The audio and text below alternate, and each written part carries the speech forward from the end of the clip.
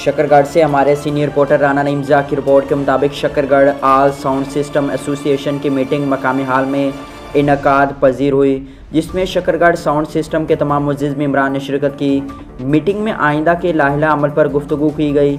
आखिर में मुअज़्ज़िज़ मेंबरान के मुतफ़िका राय से शकरगढ़ आल साउंड सिस्टम एसोसिएशन के सदर, जनरल सेक्रेटरी और बाकी अहदेदारान का चुनाव किया गया।